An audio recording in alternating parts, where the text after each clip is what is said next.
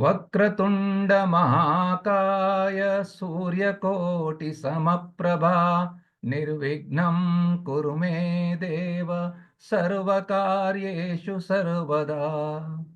गुरुर्ब्रह्मा गुरुर्विष्णुः गुरुदेवो महेश्वरः गुरुः साक्षात् परं ब्रह्म तस्मै श्री गुरवे नमः। तस्मै श्री गुरवे नमः। Shri Gurubhyo Namaha. Namaste friends. Team Param Vedanta welcomes you all to session 18 of Atma Bodha. Today we are in the second episode of 4 revision classes. The first of the 2 segments we are going to study today is separating the self from the material equipments by discriminative self-analysis explained in the verses from 16 to 29. This segment will be handled by Srimati Pannaga and our team members Sri Ullas, Srimati Apeksha, and Srimati Aruna. The second segment is realize the self through the process of negation, assertion, and meditation, covering verses from 30 to 40. Dr. Divakar, supported by his team members Sri Madhusudan, Dr. Ashwini, and Dr. Sanjay Banakal, will discuss this segment. Our Reverend Teacher, Dr. Hegde Sir, will moderate the session as always and bring in final points of these topics. I request Dr. Hegde Sir to kindly give a brief introduction of today's topics. Over to you, sir. Sadashiva Samarambham Shankaracharya Madhyamam Asmadacharya Pariyantam Vande Guru Paramparam. Om. We have completed our study of the wonderful text Atma Bodha, and we are going through the second of the 4 revision classes. It is pertinent to ask ourselves, why are we doing all these scriptural exercises? Is it a good academic exercise? Is it because it is a great work of Adi Shankara with 68 verses in Anustup Chandas with wonderful examples? Or is it to know my real self? Having studied the Atma Bodha, that is why the revision classes, how has the study of the Atma Bodha has helped us to understand the essence of all Vedanta? The essence of all Vedanta is summarized in this verse, Brahma Satyam. That means there is only one reality, which we will call as Brahman. The world that I experience is not as real. It is of a lower order of reality. Although I experience it, I can transact, and that is what is called mithya. And my essential nature is very similar to that of Brahman. In fact, it is na paraha. It is no different. How has the study of Atma Bodha helped me to achieve this? Let us look at this Shanti Pata from the Ishavasya Upanishad of the Shukla Yajurveda. Om Purnamada Purnamidam Purnat Purnamudachyate Purnasya Purnamadaya Purnamevavashishyate. Om Shanti Shanti Shanti. We chant this in every class. But the important thing is, if I'm given this verse and somebody asks me to explain this verse, am I able to explain it in a way that those who have been in Vedanta for some time are able to understand?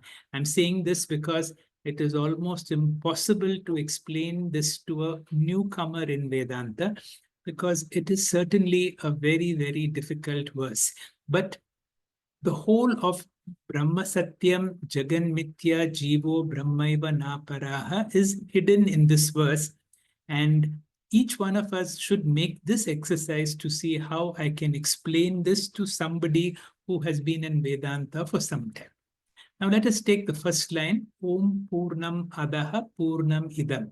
We are talking about that Adaha, that remote one, which is Tat Padartha, or the divine principle of Bhagavan, which I fully agree is Purna or infinite.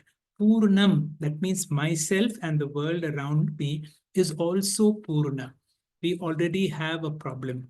We cannot have 2 infinites. So logically, there is a problem. that there cannot be two infinities. So how do I resolve this logical problem? Now, this logical problem is cannot be refuted in our normal language or vachyartha. Vachyartha means commonly understood language. We cannot resolve. But in our training, we are told that when the normal language makes a logical problem, for example, I will tell Australia is coming to India for a test series. Now, normally you will say Australia cannot come to India, but you immediately understand the Australian cricket team is traveling to come to India.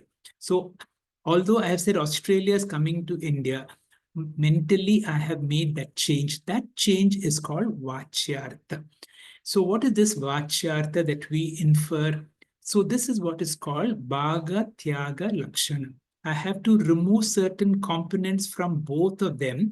That means from Paramatma, if I can remove the Parama component, from Jivatma, if I can remove the Jiva component, then Atma in Parama and Atma in Jiva is one and the same. So the Tat Padartha and the Tvam Padartha become the same. So whenever I say Om Purnamada Purnamidam, I am immediately declaring a Mahavakya of Tattvamasi.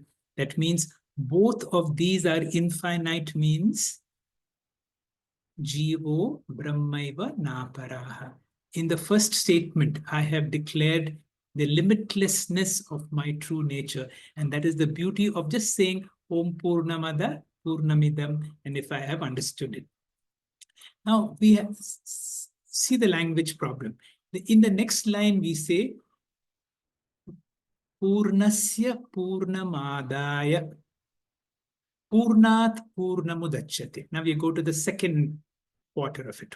Second quarter is Purnat Purnamudachyate. Udachyate means born. This Purna, that means this whole world, including my body, has come from that Purna. Now suddenly I am seeing that as the total, and from that Bhagavan, this has come. So this kind of relationship is called a cause-effect relationship. It is like from the ocean, the wave is born. So immediately we come to a transactional reality, not from that kind of reality that we had in the first verse. Now, this is easy for us to understand that all this has come from that. So there is no problem as far as Purnat Purnamo Dachyate. This experienced reality has come from that total reality. Purnat Purnam Udachyate. Then we come to the last point. Here is the real difficulty.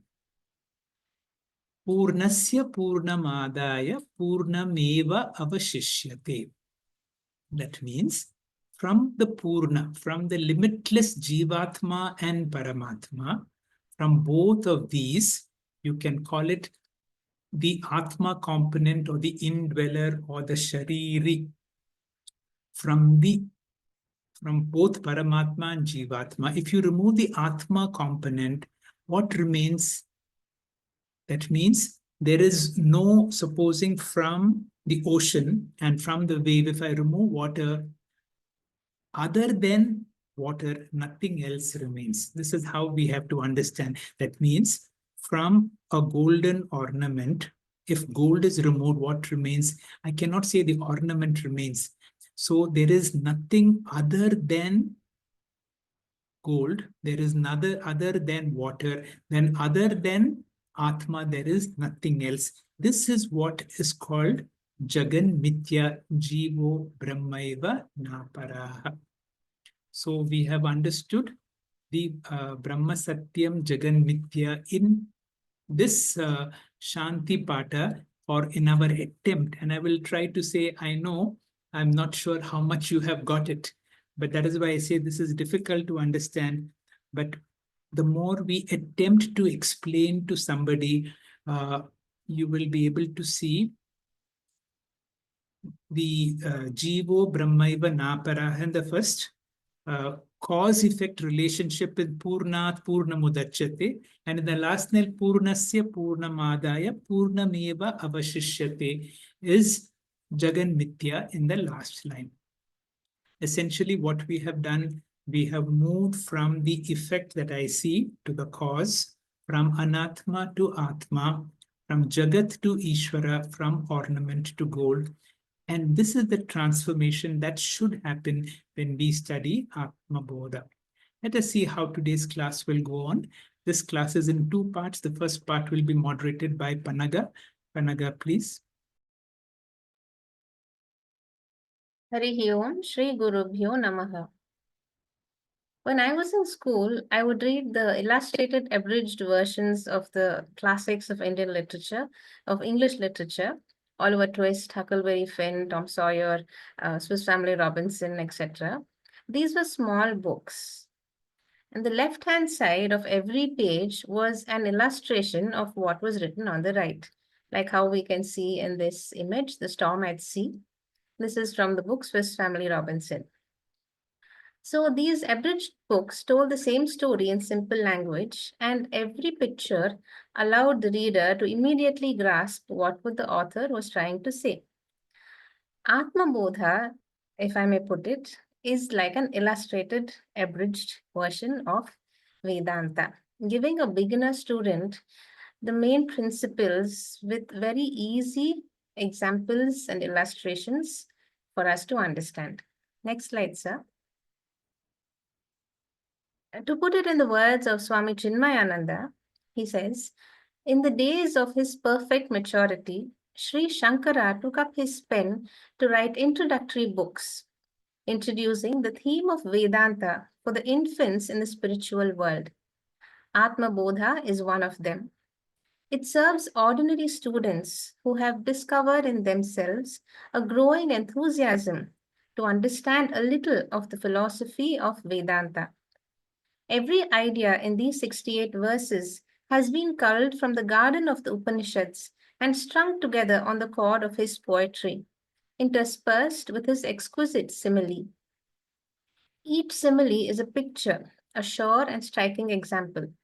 These examples are real hammer strokes that nail the elusive ideals of Vedanta onto the immature comprehension of all early students.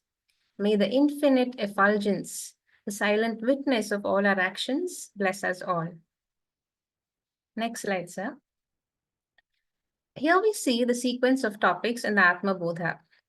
In the last class, we saw how the knowledge of the self alone liberates man and how material equipments or layers or upadhis superimpose the world on Brahman. In today's class, we will recap this quickly and see topics 3 and 4. That is, how by discriminative self-analysis, we can separate the self from the material equipments and through the process of negation, assertion, and meditation, realize the self. Next slide, sir. Shankara Bhagavad-pada begins this text by stating unequivocally that it is only the knowledge of the self which liberates man. The fundamental knowledge of our true nature, that I am the ever-existent, enlivening, all-pervading consciousness. I am Sat Chit Ananda. I am full and complete, Purnaha. Ignorance of this knowledge causes samsara or suffering, making us feel apurnaha. He gives the example of fire being the only direct cause of cooking. If food needs cooking, it needs fire. Any allied action, any allied sadhana-like action, however good or divine, cannot liberate because it does not destroy ignorance. These sadhanas are, however, necessary to prepare our mind to receive this knowledge. Next slide, sir. How is ignorance or maya so powerful that it causes endless samsara? Firstly, through its Vikshepa Shakti, it projects this ever-changing world with its multitude of names and forms, superimposing it upon the Atma. So this Anatma Prapancha is created, including this Shariram. This Vikshepa Shakti brings about Prathamika Adhyasa, that this world and body are real. Adhyasa meaning superimposition. Now, once the world has been projected, the Avarana Shakti, the second Shakti of Maya, creates confusion between the Atma and Anatma. it takes the attributes of Anatma and superimposes it upon the Atma. So the Shariram created in the first Adhyasa is taken as me, when in fact I am the creator of the world and that Shariram. This is the secondary Adhyasa. So all the roles we play, like the wife, mother, engineer, doctor, are taken very seriously, causing stress. So our goal in spiritual study is to only handle the Avarana Shakti, which makes me think that I'm this growing, graying, going body. The world can continue to exist, but now I know how to handle everything that happens to me because I know I'm different from it. Next slide, sir. The I am in all of these roles, that I am wife, I am mother, I am engineer, the I am remains constant through all the costumes we wear and all the roles we play. So our whole pursuit of Vedanta again is to remove the clouds of ignorance which shroud our perception of ourselves and allow the radiance of the luminous self to shine through. And what is our nature? Satchit Ananda. So to put it very, very briefly, ignorance is limiting, knowledge is liberating. Let us now hear how to separate the Anatma from the Atma. I request Ullas to please explain verses 16 to 19, followed by Apeksha, who will enlighten us about verses 20 to 22. Ullas, please. Hari Om, Shri Gurubhyo Namaha. Thank you, Panagaji. So as she just mentioned that these verses would use a lot of illustrations and very simple examples to portray very deep meanings. So until now we have seen that there is a lot of tadatmya bhava, there is a lot of anyonya aviveka that is happening, as in the sense that the anatma and atma, just because of that proximity, just because of that avarana shakti of Maya, they just appear so in it, so close that it just appears as if they are one only. And now what we have to do in these verses is to use that discrimination and see how we can separate those out. As Panaga said that Vikshepa Shakti is okay, it creates the world, but the real danger person here, it is this Avarana Shakti, because it is concealing the real nature. So moving on to the next slide. Our job is to remove that wrapper on top of that. All these koshas are like wrapper, and then finally get to the chocolate part. And we'll use, and if it were like a physical thing, we would have done it physically. But this is a very, very mental and experiential level thing. So we have to use our yukti to actually remove that wrapper and then finally find that Atma inside. And we'll get to the word inside in a bit. In the next slide, we see verse number 16. And here all the meanings are there for the later usage. But what we are trying to say is Vapuhu Tushadibhihi. So here Vapuhu means our body. Body is how? Body is less like the husk on top of that rice. The rice is that real chocolate that we are after. And the rice husk, the husk on top of that always kind of conceals it. So what we have to do is we have to use our yukti, yuktya avaghatataha. If we go to the next slide, again, rest of the meanings are there.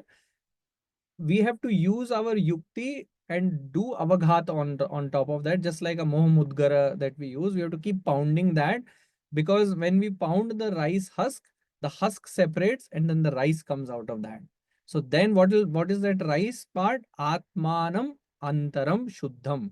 That internal atma is the shuddha thing which will come out of, it will get separated. Vivichyat.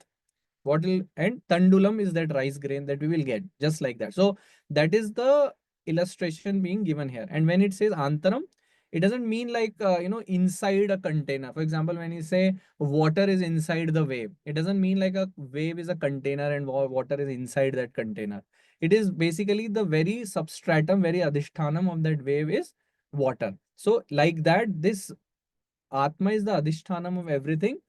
That is what we need to realize. So in the next slide, we just see that picture that we need to separate out this rice from this husk, because see, rice is the useful thing and husk is not just unuseful, it is painful also. All the worldly problems we get are because of this. So we need to use that yukti and pound it apart. And in the next slide, we see how can we use this yukti is we use anvaya vyatirek. We see that when sometimes how we perceive two things are together is like when they appear together. But here we apply this logic that when one is not appearing but the other is still appearing, it means they are separate.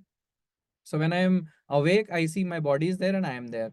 In dream, I am there, but now my Sukshma Sharir is there and Sthula is going away. In Sushupti, both Sthul Sukshma go away, but I am still there. So which means like these Shariras come and go, but I am always there, which means I am separate from them. So that is the one yukti that we can use here. In the next slide, we see just the whole meaning is that we use our discriminative analysis to separate this Atma from Anatma. Now in the second, in the 17th verse, next slide, we see that another example would be given. We are saying, we always say that Atma is all pervading. Sada sarvagato api Atma na sarvatra avabhasate. But we don't experience it everywhere. Like I'm not seeing that consciousness or that aliveness in a wall. However, when we say all pervading, then ideally it should be that the consciousness or Chaitanyam is in wall also.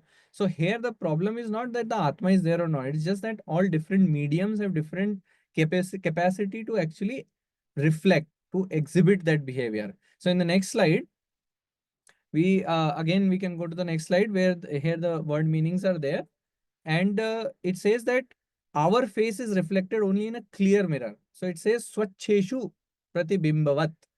Only in a clear mirror is my face going to be visible. In sand, I cannot see my face. Even in a mirror, if it is dirty, I cannot see it properly. Only in a very clear mirror, I can see my reflection properly. So it is not that my face is not there. My face is always there. It is just the problem of that medium. So we need to understand that medium is different, original source is different, and that's how just the reflection is just a component of, or like the result of those two. I am also there. Whether I am avyakta or vyakta, that is a separate story. So in the next slide, we see this is the meaning of the entire thing. So here we need to work on cleaning that mirror. That's the main idea here. And in the 18th verse, next slide, here another thing which is being told about is that Dehi Indriya Mano Buddhi Prakritibhyo Vilakshanam. It is different. It is separate from these Deha Indriya Mana Buddhi and all. It is just a Sakshi. See, an example is given that how a king is there, right? He Rajavat Sada. A king is only looking at all the actions going on around him. He's not really the one who is doing them. So just like that, Atma is just a, here we are, earlier we use Anvaya Vyatirek, here we are using Drik Drishya Vivek. So here Raja is like that seer. He's only seeing all the activities happening. And then in the Drishyam, all the scene, everything is happening. And it is being done by all these Deha, Indriya, Mana, Buddhi, all those. But it is separate from them. It is Vilakshanam of that. So Tad Vritti Sakshanam. It is just a Sakshi of the Vrittis of all these Buddhi, Mana, Deha, Indriya and all. Just like a king. So in the next slide, we can just see the same thing being told. Just we can go to the next one, sir. Here we see that the Raja is there. He is just a Sakshi of all the Panchakoshas. Everything is just happening around him, but we need to see that it is separate. That's what the main message here is. And then the last verse, in the 19th verse, it is just taking one more step ahead. It's saying that Dehin Vyapriteshu Indriyeshu Atma Vyapari Iva Avivekina. Here it is talking about who are Avivekis, who take the Vyapara, who take all the activities or the vrittis of these indriyas as the activities of that Atma itself. But what we need to, like another Drishtant in the next slide, we would see that, so can we, in the next one here, see all the activities are going on, but Atma is not doing all that. So what happens is, it says, Drishyate Abhreshu. Abhreshu means all the clouds. Dhavatsu. When the clouds are going here and there, it seems as if the moon itself is moving. But that is just a Brahma, that is just an illusion. So similarly, all the activities are done by Indriya, and the Atma is only there as a Sakshi Bhav. Just like how the moon is there, all the clouds are just going away. So we need to just keep on reflecting upon these things, make our mirror clean, make our buddhi clean, and with the use of discrimination, we just identify that these Atma and Atma are separate. Thank you, sir. You.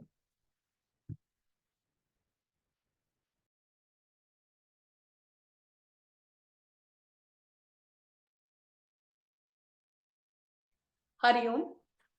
So now we move on to the 20th verse and we'll see Atma Chaitanyam Ashriteh Dehendriyam Anudhyah Swikarya Shiv Vartante Surya Lokam Yatha Jana. So it goes like this, depending upon the energy of vitality, of consciousness, Atma Chaitanya, the body, senses, mind and intellect engage themselves in their respective activities just as men work depending upon the light of the sun. Next slide, sir. So some people might say, we looked upon, Ullas very beautifully explained about Atma and how we have to separate it through Yukti and the various examples that he gave. But some people actually say if Atma is actionless, then Atma has no contribution at all. So this actually belongs to the Sankhya philosophy. Because why is Atma required? The Prakriti in itself, the Anatma is capable of doing everything by itself. So you don't need anything else. In Sankhya philosophy, they say matter can function by itself, and consciousness, the Atma and Anatma are a separate principle. Matter is capable of evolving itself into creation, and Atma is not at all necessary. Consciousness is not at all necessary. But Vedanta philosophy does not agree with that. And why is that? We will look at some examples here. Even though the Chaitanyam, the consciousness does not do anything, in the presence of Chaitanyam alone, Prakriti or matter, the Panchakoshas will be capable of functioning. That's what the Vedanta philosophy says. Atma doesn't do anything, but its presence is necessary. Why? Because two reasons are given for that. The Panchakoshas must have some existence, and when something has existence, there must be Chetanam to do all the things.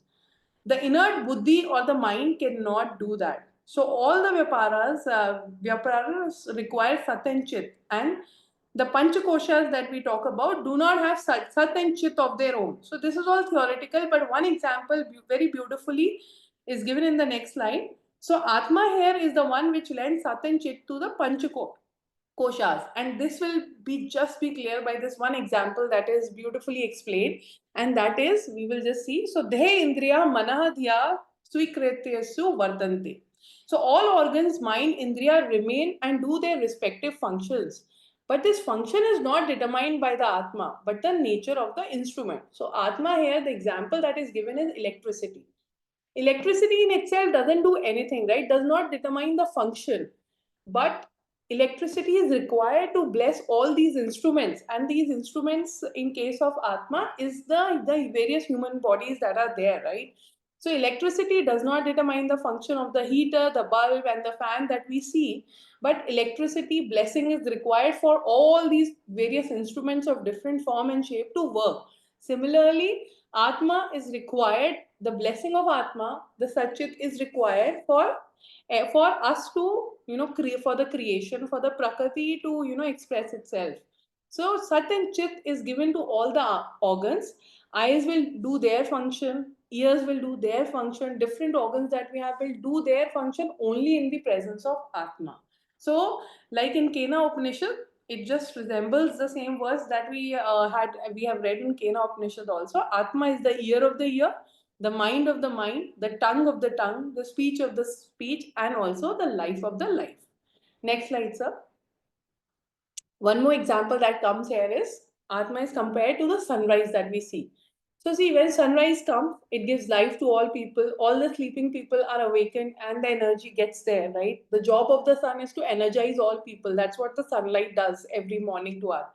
So what all activities are done depends, but the activities that follows from different type of people depends on the type of the person. Right, so essence is all that the Surya is Eka, it activates all the people and it is required to activate all the people. Similarly, Atma is also Eka and organs are Bahuni, all of them are enlivened by Atma and the organs will function depending upon the type of the organ they are. So even though the Atma is only the presiding principle, because of our own ignorance, that we had seen in the previous verses also, the activities of the Anatma are superimposed on the presiding Atma. Next verse. So now we move to the 21st verse, which says, Dehendriya gunana karmanya umle sachidatmani adhyasante vivekanaha gagne nilata devat. Fools, because they lack in their powers of discrimination, superimpose on the Atman, the absolute existence, knowledge, Satchit, all the varied functions of the body and the senses, just as they attribute blue color and the light to the sky. Next slide. So here we will talk about guna and karma. First, let's understand guna is relatively permanent here. For example, the sthulatvam that we have remains relatively permanent as compared to the functions that we are talking about, which are they're impermanent, like talking and walking, right? So these karmas that we are doing are relatively for a shorter duration of time. But both of them, they depend on dravya asritam. In this verse, it is told they are dependent on annamaya, pranamaya kosha. But people, what do? They superimpose upon Atma the consciousness and say, like you will hear, all of us will never say, this body is fat, this body is hungry. We will always say, I am fat, I am hungry, I am thirsty, I am angry, I want to do this. So we associate this I-ness with ourselves, with this Atma. Whereas we are superimposing all these qualities on the Atma. But what is the nature of Atma? The Atma is Sat Chit Swarupaha. Next slide. Atman does not have its attributes by itself. So very easy to understand. It is given by a very beautiful example, which we will see. But because of the Sangha dosha, it comes. For example, if we sit on a dirty place, the clothes that we are wearing will become dirty, right? So that's what happens because we have aviveka, we have superimposed our, superficial knowledge because of discrimination, ignorance of knowledge. We have said that, I am hungry, I am thirsty. For example, this blue sky. Actually, there's no blue sky. We all know, right? There's no blue sky at all. But we still say the blue sky is there. The sky is Nitya Shuddha Swarupam only. It is pure only until the Aviveka comes and we start associating and saying that the blue sky is there, which it is not there. Next slide, please. So now we move on to the 22nd verse, which talks about the tremblings that belong to the waters are attributed through ignorance to the reflected moon dancing on it. Likewise, agency of action, of enjoyment, and of other limitations, which really belong to the mind, are delusively understood as the nature of the self. So, agyanan mana sopadik kartatva adini chatmani kalpanyate ambakate chandre chalnadi yathambasa. Next slide. So here a very beautiful example will be given to explain this word, and that's the beauty of Atma Bodha and Swamiji's explanation and Swami Param's explanation is that very beautifully with examples, you can actually understand the real meaning. When you try to read these meanings, it might appear to be very difficult, but if you understand these examples, it's easier to actually implement them also. So here, this verse talks about here superimposition of kartatvam on Atma is explained. Once I mistake myself as karta, there's no relaxation. We are associating ourselves with the doership, the karta, and then we have guilt of omission, commission, worst form of samsara that is, right? So here, the first three words says kartatva vadini chatmani kalpanyate. So doership and enjoyship is superimposed on Atma because of ignorance of real self, which we also saw. I am hungry. We associate ourselves that I am doing everything. I am the one. So it is borrowed from this body-mind complex. And actions belong to matter, and I am the spirit. Next slide. So it says manase upadhe. So kartrutvam belongs to the mind instrument.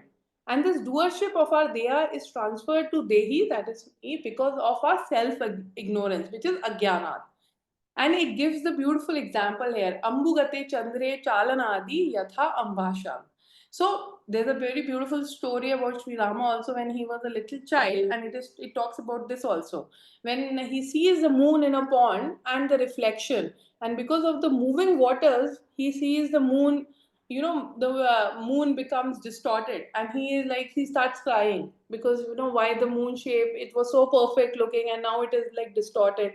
So there his mother had to come and tell him that, this is not related. It's actually the reflection and not the reality. So the same example is here. Reflected moon seen in a bucket filled with water. The motion of water is falsely transferred to the motionless moon. Similarly, motion of anatma is transferred to atma, where atma is doing nothing. It's blessing it. It's required for everything to happen, but that motion of water and motion of anatma is actually similar, and that makes us actually fall in the trap of saying that I am the doer and I am the karta. So chalanadi ambhasha, that motion of water is transferred to moon. Similarly, doership of body, mind is transferred to the atma. Hari Om.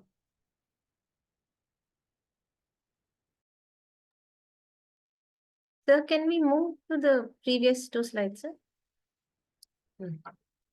Thank you very much, Ullas and Apeksha, for very clearly explaining these beautiful verses with examples. So to very quickly summarize, the Atma is asangaha. It is unattached to any of these upadhis, that is the Shariratrayam or the Panchakosha, that is the same. So I am the unchanging Atma. I enlive in the body and mind to interact with the world. So if my stomach is paining, it is a medical condition which needs to be treated. But I, the witness Atma, I'm okay. If I fall and I hurt my hand needs to be all right. But I, the witness Atma, I'm okay. If I'm feeling happy or sad, it is my mind which has met some favorable or unfavorable circumstances. But I, the witness Atma, I'm okay. All likes and dislikes are in my mind alone. And I, the Atma, I'm still okay with everything. I am unaffected. How do we say this when clearly there's going to be pain? Next slide, sir. It is like Ullas mentioned by employing Drishya Viveka. The seer or experiencer is different from the experienced or the seen. The Panchakosha and their functions are Drishyam, caused by Maya. Their transactions get superimposed on the Atma due to Aviveka. Yet I know that the Mano, Buddhi, Chitta, Ahankara are Naham, Kaha Aham, Saha Aham, Shivoham. I am Atma, the Panchakosha Vilakshanaha. I live in my mind and body to interact with the world. And using this Viveka, I'm able to objectify problems as problems of the Panchakosha or Shariratraya. I will not identify with their problems, but rather do what is needed to solve them.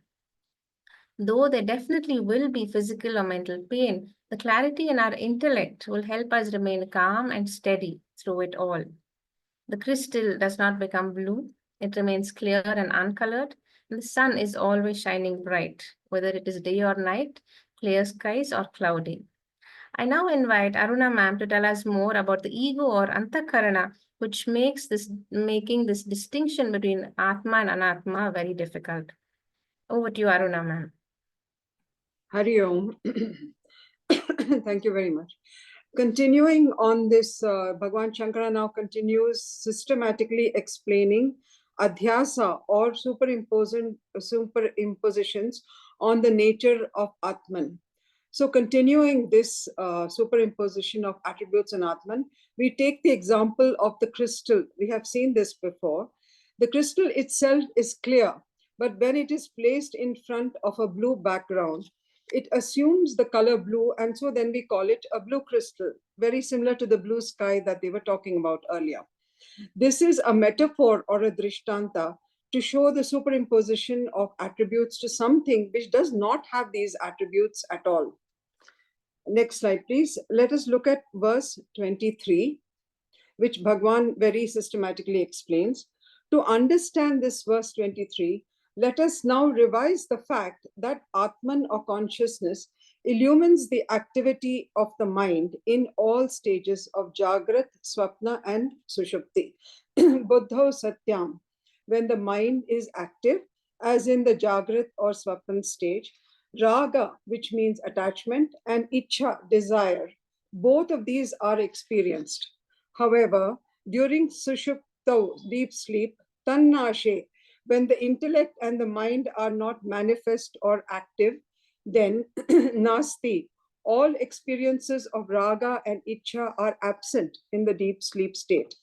Similarly, Sukha and Dukha, happiness and sorrow. Sukham is superimposed on Atman, and sorrow, Dukham, is also superimposed as an adhyasa or a superimposition on Atman. Now, the Sukham we are talking here is not the Ananda Swarupa of Atman, but we are talking about Janya Sukham and Vritti Sukham, which is happiness which come and go, which are in the mind. For instance, in the statement I say, I'm happy today, but I was not happy yesterday. The happiness and sorrow that come and go belong to the mind and the buddhi and not to Atman. All these desires, happiness, sorrow, etc., are superimpositions on Atman, on their adhyasas. Next slide, please.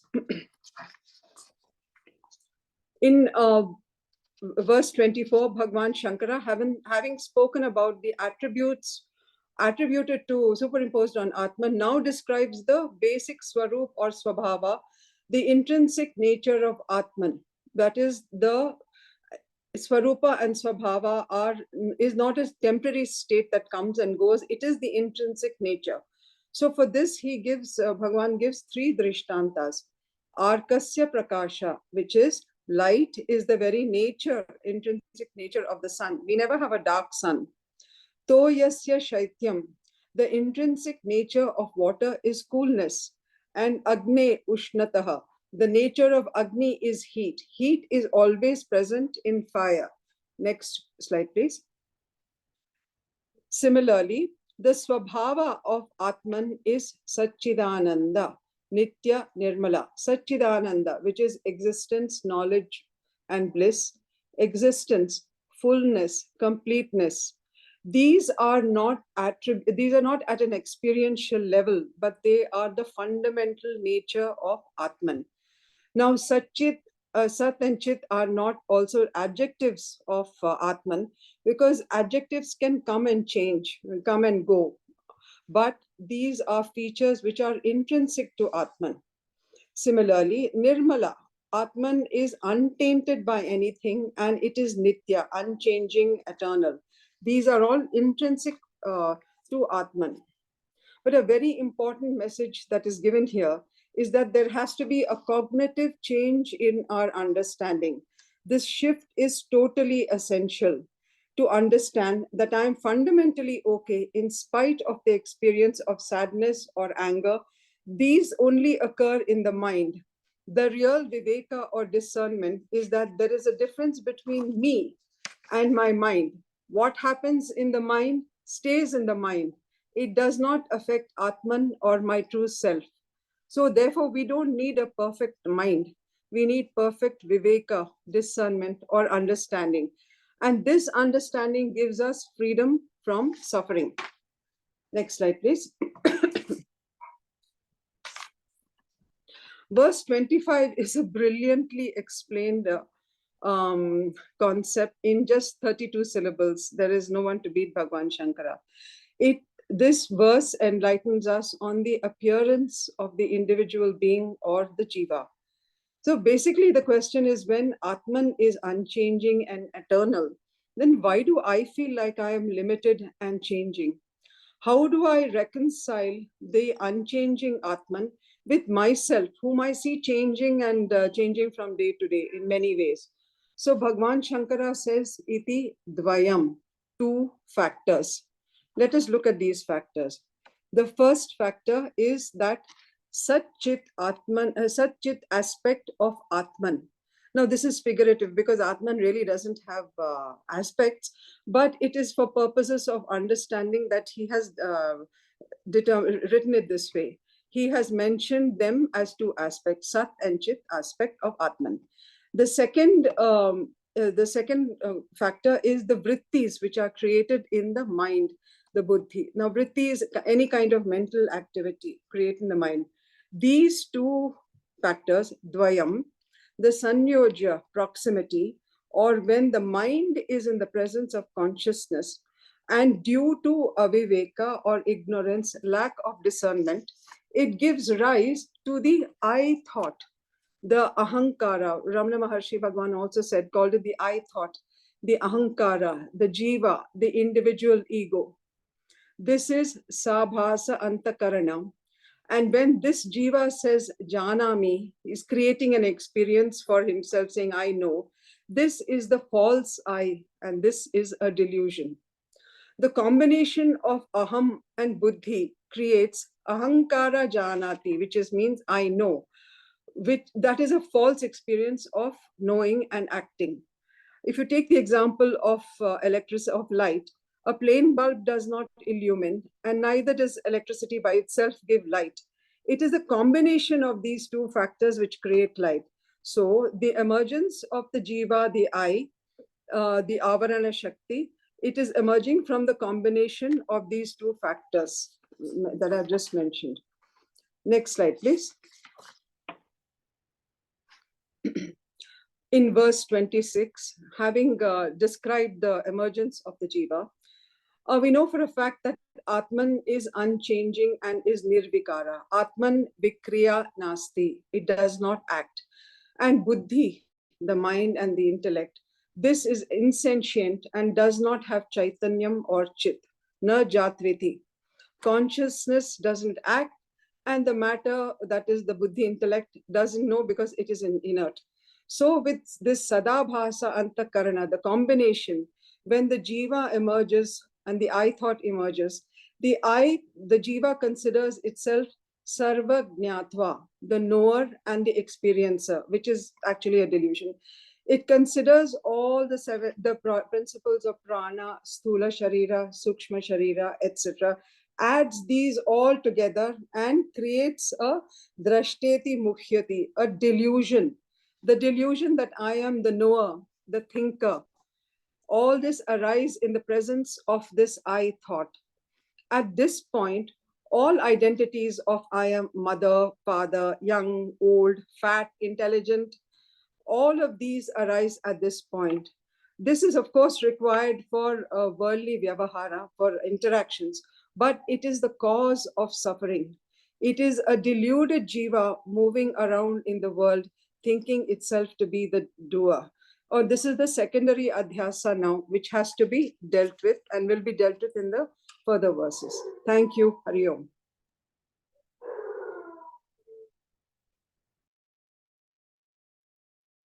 Thank you very much, Aruna ma'am. So what we're essentially learning in these verses is that Gnana Swarupaha Aham. I am of the nature of knowledge. I am not the knower, because knowing requires action. Knowing requires an instrument which enables this action of knowing, and it also requires an object of knowledge. So this triputi of knowing, the instrument and the object of knowledge, this causes limitation or separation and dvaitam. And this limitation leads to raga dvesha, karma, which in turn leads to punya and papa, and then punarapi jananam, punarapi mananam. That is samsara. Reading the verse, Rajju sarpavadatmanam jivam gnatva bhayam vahet. So thinking that I am the knower or experiencer or jiva is akin to mistaking the rope for the snake. So I become fearful because the snake may bite me at any time. It may cause me disease and death. So what should we do actually? Naham jivaha para atmeti gnataschannibhayo bhavet. I should know that I as Atma cannot act. And this knowledge that I am Atma, it does not need an object because it is the very subject. Then the identification shifts from the jiva to the supreme Atma. The rope appears as what it is, just the rope. Therefore, there is no fear of anything. Nirbhayam. So I am then fearless. This leads to the next question, that when we have negated all the Panchakosha, that includes the body, mind, and the intellect, who is there to know the Atma? Or who is there to know myself as the Atma? Let us see in the next verse. Atma vabhasayatyeko buddhyendrini yanihi deepo ghatadivatstatma jadaistarnavabhasyate. So we know the whole world through our body, mind, and sense organs, usually referred to as the body-mind complex, the BMC. But these are all inert. But how do we know the inert BMC? Only because the self-luminous Atma is illumining them. Always, through every micro nanosecond of our existence. The Atma being Swayam Prakashaha does not need anything to illuminate. Our Jada, body and mind cannot illumine the Atma anyway when they themselves have borrowed existence and sentience from the Atma. The simile given by Adi Shankaracharya in this verse says, just as a lamp illumines a pot, so also the Atman illumines the mind and the sense organs through which we interact with the world. This reminds me of the question Hegde sir often asks us, do you need any of your sense organs to know that you exist? You just know. So I know I am. Next slide, sir. This verse, so how do we know the Atma, or rather, how is the Atma known? This verse is a continuation of the previous verse. So let us do a small analysis here. Every object in the world is known by a thought. A thought is called a vritti. The thought comes and goes. Like we know of different objects come into our into the field of our sense organs, and then they go. To give an example, here the pot. So a pot is known by the pot thought. Now, who knows the pot thought? It is the ahankara I, which Aruna ma'am just spoke about. It is the ego which identifies itself as the body-mind sense complex. It is the I thought.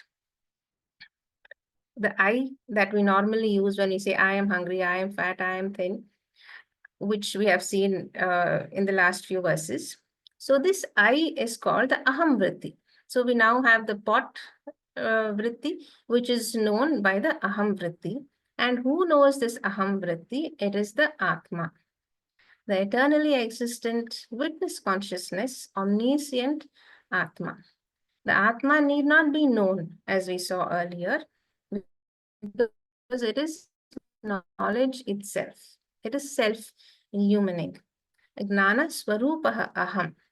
The simile given by Shankara Bhagavad-pada is that light needs no second light to illuminate. It is self-luminous. I will conclude with the words of Swami Chinmayananda, who describes the constant wisdom of the wise man. This self I am illumining my mental conditions. I know I am happy or unhappy, but these are mental waves that I am illumining. I am the light of consciousness. None of the conditions in the body or mind is me. Thank you, Hari Om.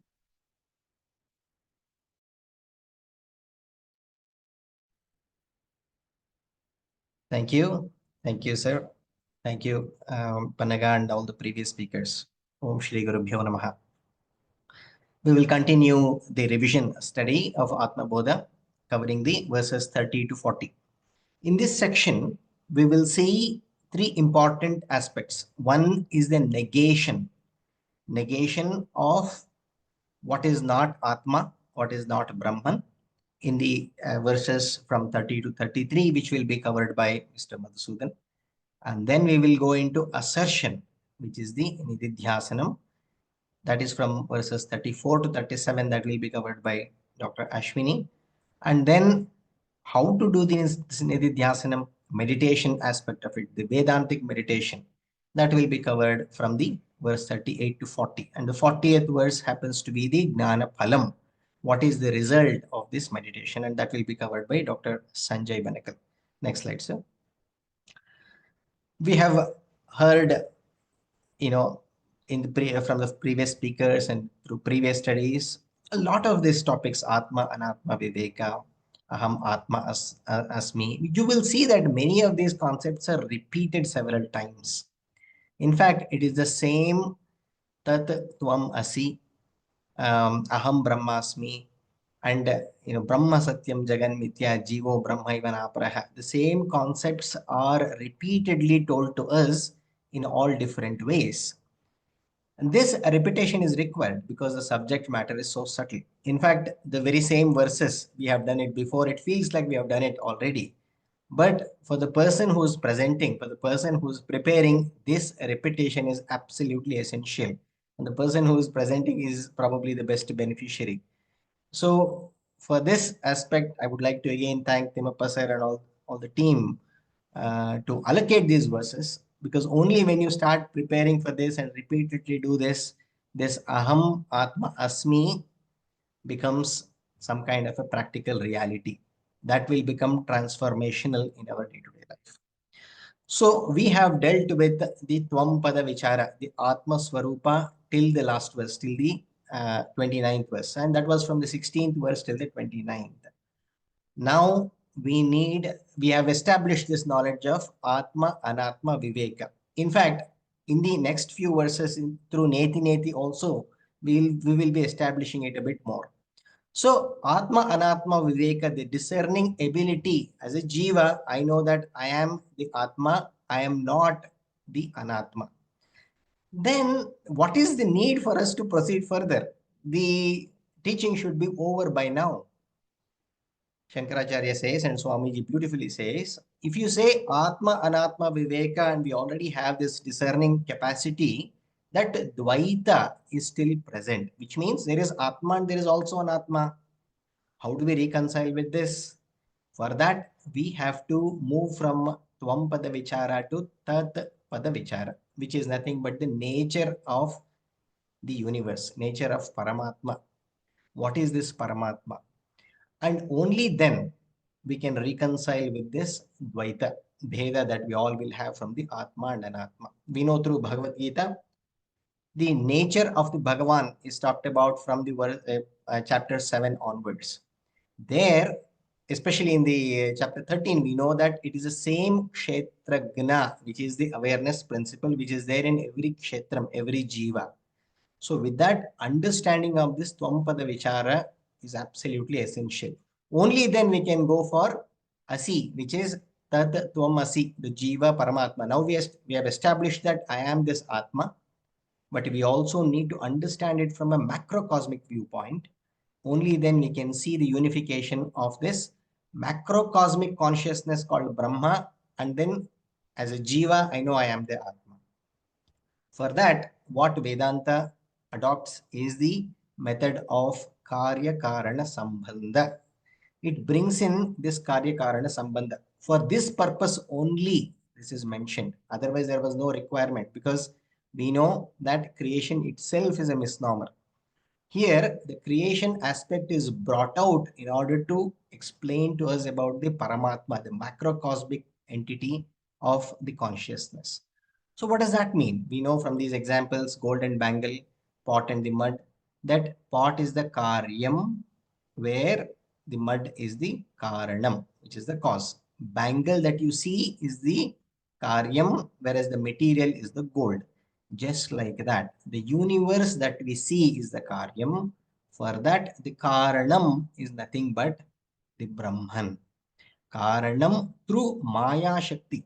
Maya, which is the lower aspect of the Ishvara, itself becomes into Karyam, the Jagat. So, if you actually analyze it, there is no Karyam without Karanam.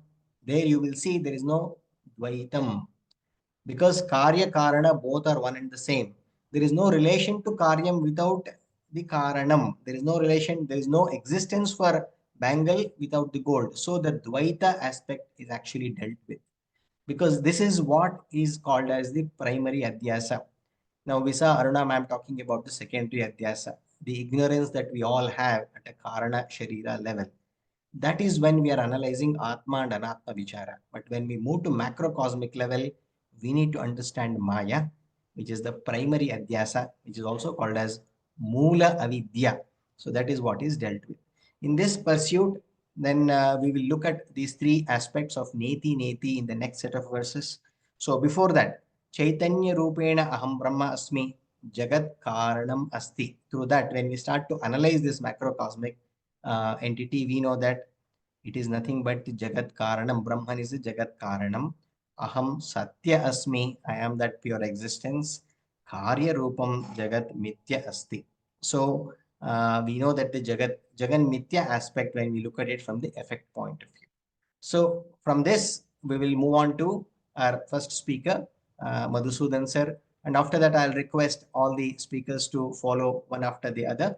And then I would like the moderator to take over. Madhusudan sir. Thank you, Dr. Divakar. Guru Bhyo Namaha. We heard from Dr. Divakar. He has put a beautiful context to starting from verse 30 onwards. What are we up to?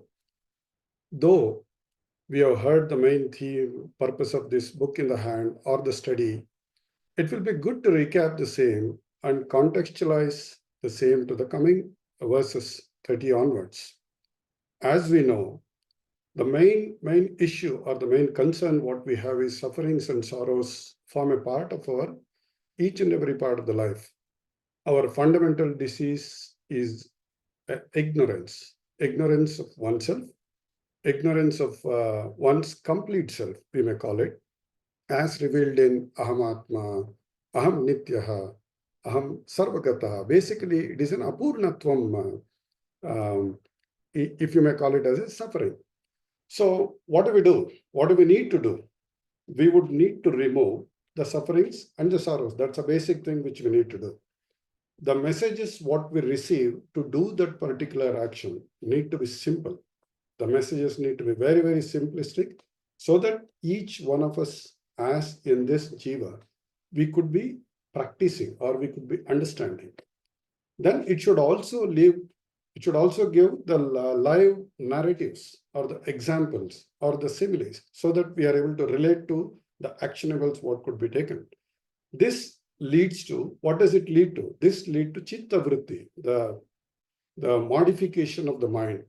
Then ultimately, the ultimate goal of understanding the Brahman, the relationship with Brahman, I am Brahman. That's how the Atma Bodha's construct itself, we could be seeing it. So do we get, by reading this Atma Bodha, do we see the answers to the questions what we have put on ourselves?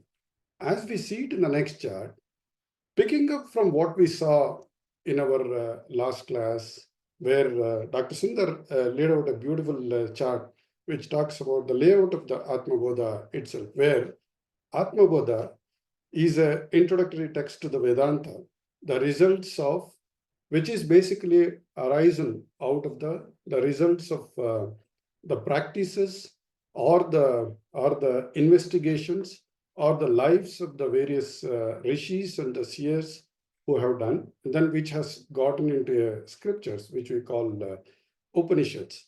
Adi Shankara, as a poet, has beautifully and has successfully able to paint this whole ideals of Vedanta, not only with beautiful examples and similes, but also with a logical explanation to each one of them. Like in this, especially in this book, Atma Bodha, it talks about what? What is this book about? Which is Vishaya. It talks about Prayojana. What is the benefit which you are going to get, which is Prayojana. Then who is eligible to read this book, which is Adhikari? Then finally, Sambandha, the goal what we would want to reach, technically speaking, it is a relationship between the text and the knowledge what we gain out of it as such. So why is this book Atma Bodha called Atma Bodha? And how does this help? How does the realization of the Brahman itself would happen? Now coming into the next chart, starting from verse 30 onwards, we see that up to Shloka 29, as we heard up till now, we spoke about Atma, we spoke about Anatma Viveka, and also this topic alone technically, as Dr. Divakar also mentioned, this more focuses towards Tvam Pada Vicharaha. That's how broadly we can classify it as. Whereas we still have to come to Tat Pada Vicharaha. So the second phase is important and the necessity, so that, as Vedanta clearly says, we should carefully know that the entire Anatma Prapancha is a superimposition, which is basically a veiling effect, what we are getting, is a karyam. And so the I, the Atma, will become a Karana. So we have to go to Prathamika Adhyasa. Till now, we have sorted out only the secondary part of the exercise, which is where, as we see in Adi Shankaracharya's Dakshinamurti Shloka, Vishwam Darpana Darshamana Nagari Tulyam Nijantargatam, the universe, like even the city being in the mirror, is within oneself. So when I go into that, the verses in hand, just the initial 30 to 33 verses, between 30 to 40, what we are going to talk now. 30 to 33 is that Nishidhya Nikalotpadin Neti Neteti Vakyataha. Here the point what needs to be looked at is that Nikhilotpadi Neti Neteti. Here the negation is the topic which he touches here. The essence of this sloka, Neti Neti approach, Nikhilotpadi Nisidhya, one should negate all of the negation. It is not just because I'm saying this, you are doing this negation. But how is it done? It is Upanishads therefore says, I and the Paramatma are one and the same. So, which is the second part of it, Vidyadaikyam Maha Vakyai Jivatma Paramatmanoho. Jivatma Paramatmano Aikyam Vidyat. One should know that identity between Jivatma and Paramatma, it is one and the same. That's how this sloka focuses on. If I move into the next one, it elevates the whole topic itself. I'm sorry, sir, the previous chart only elevates the topic of here. The previous sloka touched upon Nikhilotpadi Nisidhya. Here the same thing is said that Drishyam as the Nisidhya. Drishyam means here object of experience. Shariradi Drishyam. Drishyam here is Avaidyam. Basically, which is born out of the Maya. And not only that, it is a Budbudavat Ksharam. It is also perishable. That's how he brings in saying that there is a bringing in the Brahma and Jiva Aikyam in the Shloka 30 and 31. If I move into the next 32 and 33, Dehanyatvan me Janma Jara Karshalayaha. From body point of view, I do see that I can never have a security because I am seeing myself to be a body, and hence the moment I say that I am Deha Anyavad, which basically means that I am not the body and I am different from body, I am a Brahman, then the topic of having a Janma, topic of having a basically the Jara Karsha, all of them will go away, which means basically if Janma Nasti, then there is no Jara, there is no Karsha, there is no Laya. Laya in this context, we should look at it as Maranam, which is the death, which is basically the degradation of the physical body. Since I am Asangaha, Brahman is an Asangaha, I am the Brahman. Since I have no connection between Shabda, Sparsha, etc., I am Indriyataha. So if I move into the next chart, that's where if I have to summarize what we spoke, and then even if I limit it to 30 to 33 or the across Atma Bodha itself, speciality of this book itself is it's full of examples, as we know. This helps us to understand what the teacher is saying. If I were to take any scientific book in the aspect, no scientific textbooks can be prescribed or given to the students without an initial chapter giving the definition of the terms and terminologies that are used in the body of the book. If these extraordinary words aren't rightly understood by the teacher and hence the person who is being taught, the transfer of knowledge would become impossible or it would become totally incorrigible as such. So recently I was exposed to a book called Reality Plus. It is a Western author, philosophical author who has written about what this reality itself means. The intriguing topic which I could get was, we are basically the virtual reality technology utilized to address the philosophical questions. Basically in that he talks about how this virtual reality itself is helping us to understand the philosophy of the whole life itself. And the vice versa is also true. Philosophy is shedding light on the coming metaverse of the universe.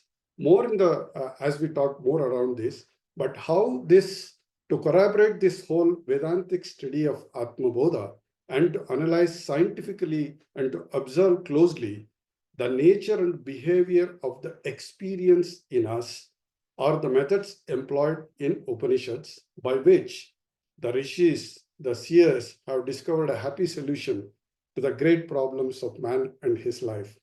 The golden key by which the scriptures are opened and its divine knowledge is brought out in this Atma Bodha. Hari Om. Thank you. Hari Om, sir. Shri Guru Bhyo Namaha. Here we discuss about verses 34 to 37. So 34, 35 are the verses, basically 34 to 37 verses are more about the assertion of this Atma. So 34 and 35 talks about the Tatastha Lakshanam of Atma, 36 about the Swarupa Lakshanam, and then we go on to see what are the benefits of the same about Nididhyasanam. Now, Jnanam of Brahma Asti can be acquired by Shravanam. So, once we remove all the doubts, that is the Nissamshaya Jnanam of Brahma Asmi can be acquired by Mananam. But for the transformation of this Brahma Asti to Brahma Asmi, the Nididhyasanam is required in everyday life. Now, before we go into the verses, Swamiji clarifies one thing, that Nididhyasanam is not experiencing Brahman, or it is not Atma Anubhavam.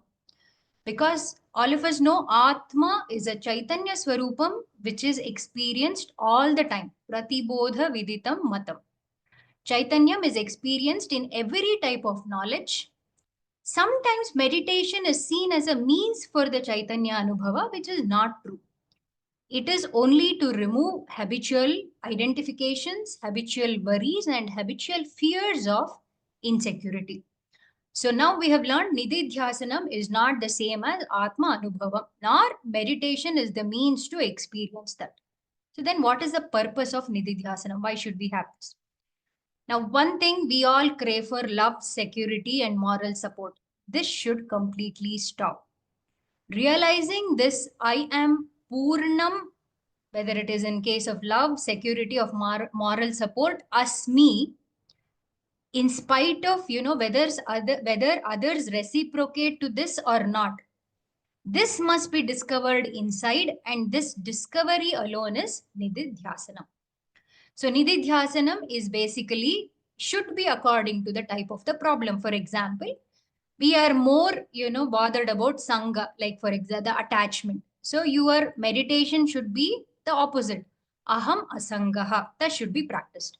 If it is desire, aham truptaha, that should be practiced. Anger, aham shantaha, that should be practiced. So the type of the problem, opposite meditation should be practiced. Next slide, sir. In verse 34, Shankaracharya gives us samples. The 9 qualities of self are listed. We experience our deepest self as these beautiful qualities. Practicing Nididhyasana by saying, I am free in meditation, and Asmi, that is, I am. This is the crucial word. It is relevant in all these features. I have just listed them. For example, it is Nirguna. Nirguna is, I am free both from good and bad attributes. Nishkriya, free from all the activities. Nityaha, timeless or eternal. Nirvikalpa, divisionless. There is no, I am neither Stula, Sukshma or Karana Sharira. Niranjana, free from the avidya, that is the ignorance. Niranjana, that is a free from avidya. Nirmalaha, free from ignorance generated raga, dvesha, or the kartrutvam or the bhoktritvam. Nirvikara, free from all the modifications, space, and nitya mukta, ever liberated. So we have to bring all these above factors in Nididhyasanam and try to stay in each word and see it as a fact of mind. Next slide, sir. So in the next, the verses 35 and 36, this is what I am. These are the attributes or the words that are being used to describe is what I am, which is beyond all the change and taint. And Shankaracharya has used the words like Sarvagataha. Sarvagataha means I pervade everything like a space. I pervade as Sat in external world, Chit in internal world. Achyutaha, one who is never fallen or never subjected to arrival and departure. Sada Sarvasamaha, which is this, there is only one Atma. It is just with different Nama Rupas. Like for example, there is a gold which can be seen in ring or a bangle or a chain. Siddhaha Atma, here it is, whose availability is ever evident. Siddhaha Atma. Nissangaha, consciousness that accommodates everything, but it is not affected by the properties of everything that accommodates. Then the Nirmalaha. Malam is all our anxieties, worries, attachments, fear, and anger. Therefore, free from all these good and bad relationships. So, one thing we have to understand here, moksha is discovering relationship free Atma Ananda. What we want is freedom in relationship and not freedom from relationship. Then Achalaha, that I don't depend on any relationship with an object or a person or a situation. No event can shake the Atma. Next slide, sir. So it is also telling myself that it is Nitya Shuddha, Nitya Mukta. It is free here and now. Akhandam Anandam, free from all the division, having that sense of adequacy. So moksha realized as Ananda Swarupa. Then the other two are Advayam. Advayam is very important. It means non-dual, without a second thing. Realizing that Anatma as Nama Rupa Mithya, like any, it could be a dream or a blue sky or a mirage. While meditating, if there is a doubt, assert that I am the only reality and there is no second real thing. So that is Advayam. And then, next slide, sir. There is a Mahavakya which is taken from Taittiriya Upanishad Brahmananda Valli, that is Satyam Jnanam Anantam Brahma. Satyam is Jnanam, which means pure existence is pure consciousness. If we remember, there is this 5 points of existence, that I am not part of the object, I am an independent entity, I pervade everything, I exist even after the disintegration of universe, and I am not available for experience because there is no Nama Rupa to manifest. So this pure existence is pure consciousness, which is Anantam. It is not limited by Nama or Rupam. Next slide, sir. So once we realize and once we are assertive about that I am is the only reality, then in the verse 37, what Shankaracharya says is, Evam nirantara abhyasta brahma eva asmi iti vasana harati avidya vikshepan rogan iva rasayanam. So just as the medicine destroys diseases, endless practice of the thought that I am Brahman, the impression created destroys ignorance and mental agitations. So what is the benefit of this nididhyasanam? Now here, if we can see the slide, aham jivosmi, vasana should be replaced by aham brahma asmi vasana. Now what is the manifestations or the symptoms of jiva vasana? That is the ego, the individuality, habitual thinking, the vasanas of the ignorance. This should be replaced by I am master of the universe. I am the Atma Chaitanyam. I am not the body. I am persecuted by karma. It is the world which is dependent on me for its existence. So the Brahma Vasana should be more evident even in the subconsciousness than the Jiva Vasanas. So what are the advantages of, in the next slide, sir, the advantages of Brahma Vasanas in the daily life? So our responses also changes. So basically the reactions to the stimuli changes. Our responses from what to so what. The impulsiveness should be will based. The thinking should happen. Thinking should happen. Only then the action should be executed. So the Jiva Vasanas should be replaced by Brahma Vasanas. It should come from it should come from the conscious mind than the subconscious mind. So our responses also changes like this. So Nididhyasanam changes our reactions to stimuli from all the directions. And this Nididhyasanam is only relevant after proper Shravanam and Mananam. So the purpose is to push Atma Jnanam to subconscious mind. So let's practice the thought of I am ever free consciousness. May all of us be soaked in the Brahma Vasana, which will push out the samsara I with impurities. So Brahmavasana will push off avidya janya vasanas of ignorance and agitations born out of individuality. Hari Om Sir, Shri Guru Bhyo Namaha.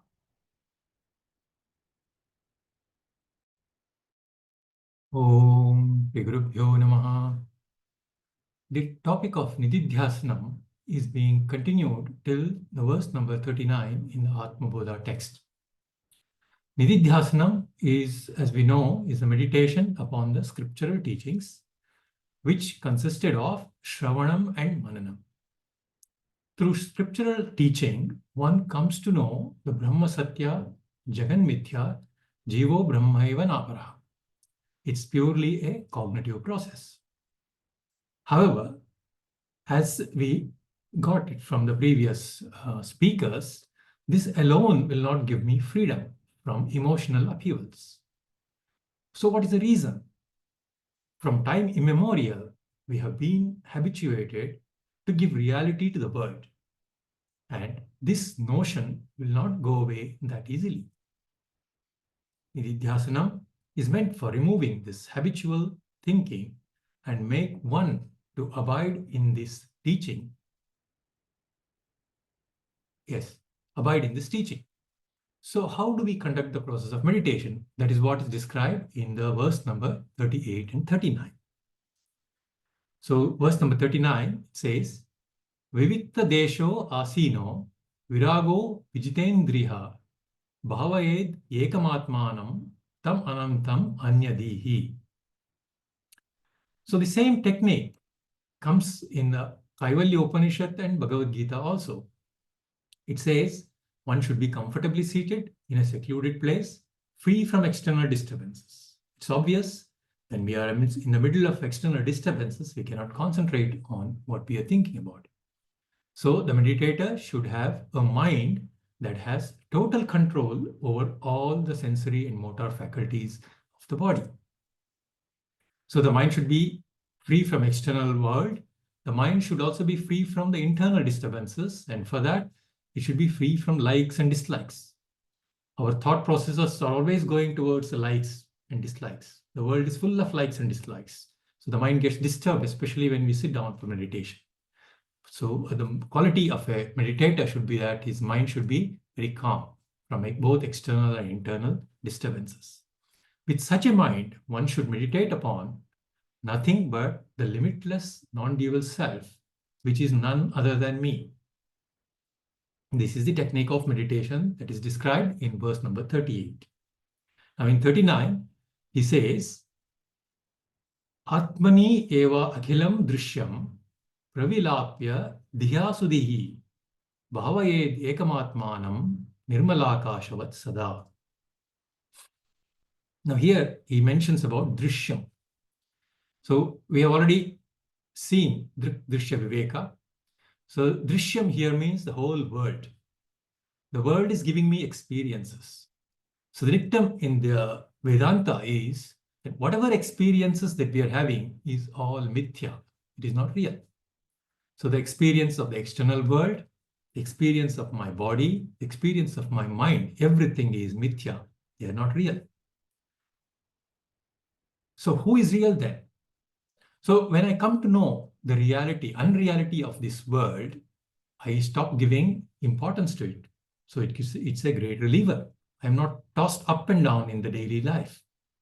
I know that I am the only person who is real, and I am none who gave existence to this world. So Kaivalya Upanishad says, Mayeva sakalam jatam, Mai sarvam pratishthitam, Mai sarvam layam yati, Tad brahmadvayam asmiham. How do we do this? This is to be done by a jnani, that is Sudihi. He does it intellectually, Dihi. Through intellectual process, I should resolve this mithya world, unreal world unto me, just like the dream that resolves into the waker upon waking. So which me here? The me here is the non-dual Brahman, which is ever pure, just like the space. Space is not associated or sullied with anything that is there. It's exactly like that. I am not associated. I am asangha from all the experiences that I am having. So with this, the topic of Nididhyasanam is over. So Nididhyasana will eventually culminate in jnana, and the qualities of a jnani are described in the subsequent verse. So in verse number 40, it says, Rupa Varnadikam Sarvam Vihaya Paramarthavit Paripurna Chidananda Swarupena Avatistate. Here, a jnani is called as a Paramarthavit, one who has understood the ultimate goal of life or the ultimate reality. Such a person do not give importance to the world depicted here as names and forms, colors, because they are not real. Jnani always abides in the self, ever complete, pure awareness principle, which alone is his real nature. Thank you. Hari Om.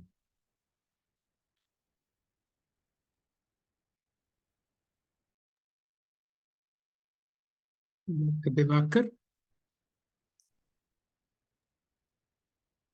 We will conclude this session. Dr. Divakar. I just want to thank all the speakers for this profound, understanding and sharing this knowledge. Thanks to Atma Bodha sir. Over to you, sir. We will have a few minutes. I know we have exceeded time in today's session, but there is a few set of questions. Those who have prepared for this session will be able to answer. I will request Dr. Anupama to conduct the quiz, and I will answer these questions. Dr. Anupama, please. Thank you, sir. Shri Guru Bhyo Namaha. A quick revision into what we have learned today. In verse 16, we have seen Vapuhu Tushadibihi Koshaihi Yuktam, meaning the Jivatma is enveloped by koshas, just like rice grains are by the sheath.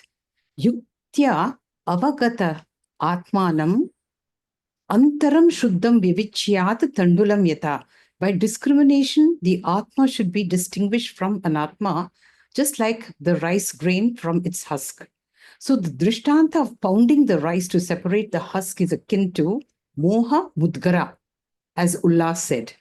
Now, what is the limitation of this comparison? In my understanding, Moha Mudgara is another name for Bhajagovindam, where the hammer is on our delusion. But I'm not able to understand if you can explain and answer this question, please. Yeah, it's more or less what you have said, but in just elaborating it, in the case of paddy, the samyoga, the union of husk and grain is vastavam. It's of the same order of reality. And actual separation happens through karma. But the samyoga of Atma and Anatma is mithya, we know. It is Ajnana Krita Samyogam, and pounding here is Vedanta Vichara, which is only intellectual. The next question, verse 16, Deha Indriya Buddhi Prakriti-bhyaha Vilakshanam. Note these words, Sakshinam Atmanam Rajavat Sadha, with stress on the word Sadha, Sakshinam. Try to answer these questions. So Atma Anatma Viveka is here done by the method of Drik Drishya Viveka. Therefore, say true or false. Whenever Drishyam is present, Drik is present. True or false? These are a difficult set of questions, very nicely explained by Ullas. Now, when it comes to Drik Drishya, one thing is very certain, that Drishyam is whatever I see, and Drik is the seer. So Drishyam present, Drik present is true. Right. Drishyam present, Drik absent. All right, Drik can never be absent, so this should be false. That means the seer is always there, so the second should be false. Drishyam absent, Drik present. It is possible because there may be no objects, but I'm still there, like in deep sleep. That's right. Drishyam absent, Drik absent. Not possible because Drik should always be there, whether the world is there or I'm fast asleep. So I will say it's false. So Drik, the Sakshi Chaitanyam, is Nitya, Sada, never absent. Shall we go to the next one? Please. Verse 24. This is what Aruna did very, very well. Just as Arkasya Prakasha, the light is Swabhava of Surya, Shaityam or coolness, the swabhava of water, and Ushna or heat is the swabhava of fire. Shuddhi or nirmalatvam is the swabhava of Atma. So, why do we talk about purification? Why do scriptures say do karma yoga and purify yourself? Even in the Bhagavad Gita, Krishna has said, Atma Vishuddhaye. Why is it so? In the scriptures, even in the Bhagavad Gita, the word Atma is sometimes used for consciousness, sometimes used for the mind also. So what really needs to be purified is our instrument of action, the mind, not the Atma. That's right. Atma here means Antakarana, and to be pure, no sadhana is ever needed. To know that we are pure, we need sadhana. So sadhana is for knowledge and not mukti. Next question, verse 25. Atmanaha Satchit Amshaha, 1, and Buddhe Vrittihi, Vayam Samyojya, Avivekena, Janami iti pravartate. This again was explained by Aruna. So when we say Aham Janami, who is the Aham? Is it the Atma or the Buddhi? This is a little difficult to answer because it's, Atma cannot do anything because Atma is Akarta. Whereas the Buddhi is the one that can do, but the Buddhi cannot, who says Aham? Now, the Buddhi cannot exist without the Atma. So there is a little difficulty in answering this question. When we say Aham Janami, who is the Aham? When I say I know, please answer this question for me. Yes, you have actually answered, but I will just read out the answer which I have prepared. So when we say Aham Janami, the actual Kriya takes place in the mind.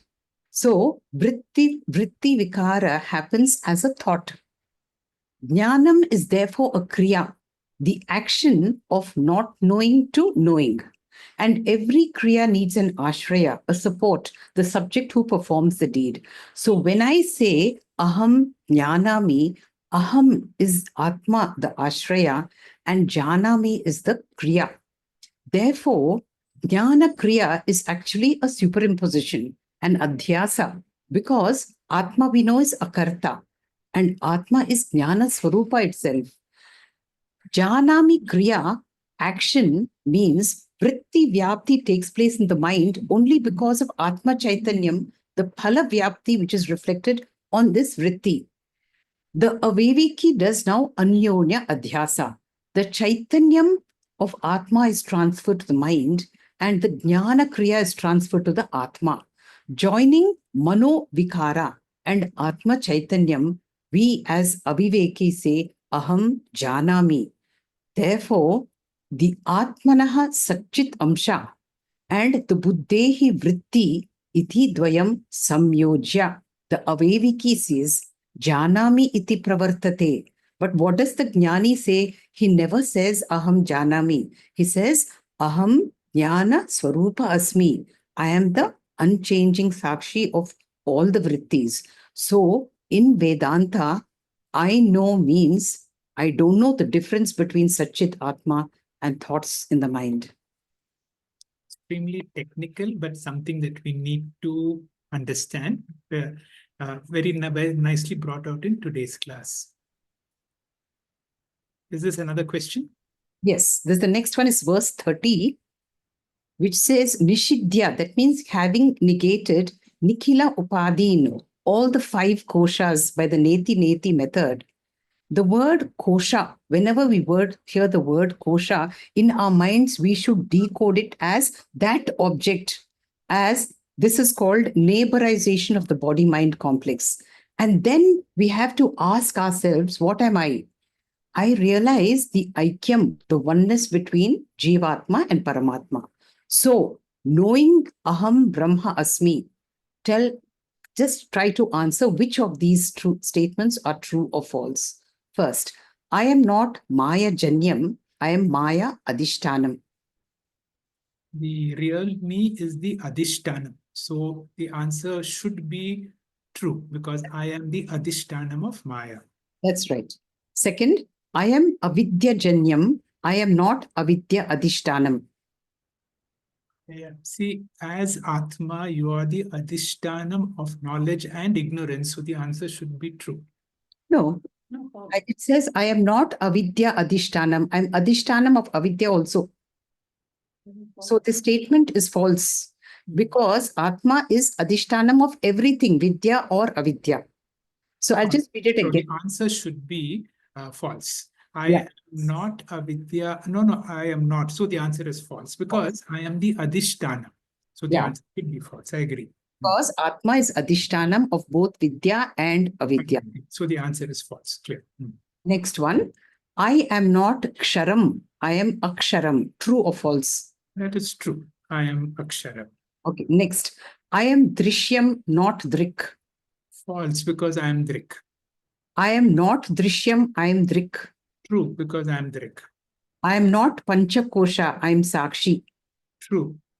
Very true. I am the Sakshi. I am not Panchakosha. Okay, then after that, we saw a series of Nidityasanam versus Nirguna, Nishkriya, etc. So by doing Nidityasanam, what are we actually doing? Say yes or no. Are we working for Atma Anubhava? No, because Atma Anubhava is always there. That's right. There is no such thing like Atma Anubhava because Atma is Chaitanya Swarupam, Pratibodha Viditam Mutam.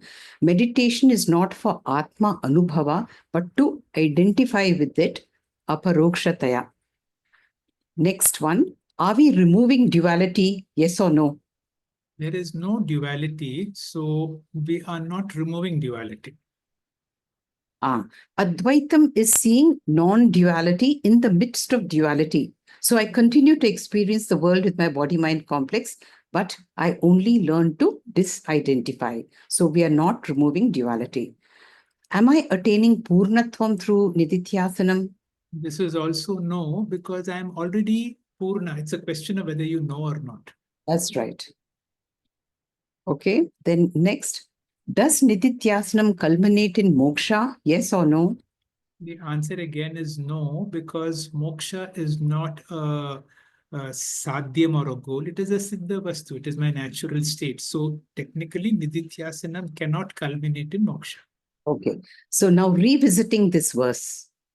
Okay, Nirguna, Nishkriya, and with all the understanding that we have got, which is the most significant word in this verse when we do Nidityasanam? Nirvikaro, Nirakaro, Nitya Muktosmi Nirmalaha. Where am I? Am I in this page? Am I on the right page? Yeah, So yeah. all right. Please give me the question again. I'm not sure. Tell me. So we have this verse, Nirguna, Nishkriya, Nitya, Nirvikaro, Okay. Niranjanam, Nirvika. So this verse, Nitya Yuktosmi Nirmalaha. In this verse, which is the most significant word for us when we are doing Nidityasanam? Okay. All of these are negation, negation, negation, negation. I can say everything is negation only.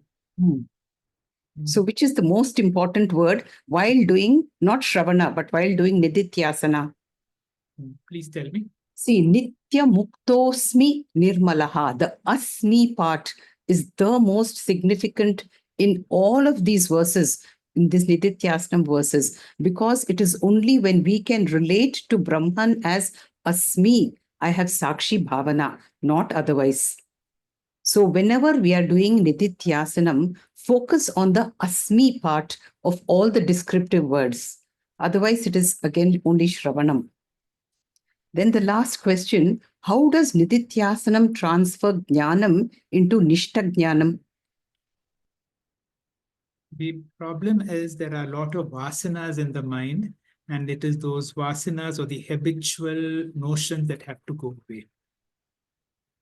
That's right. Nidityasanam changes our attitudes.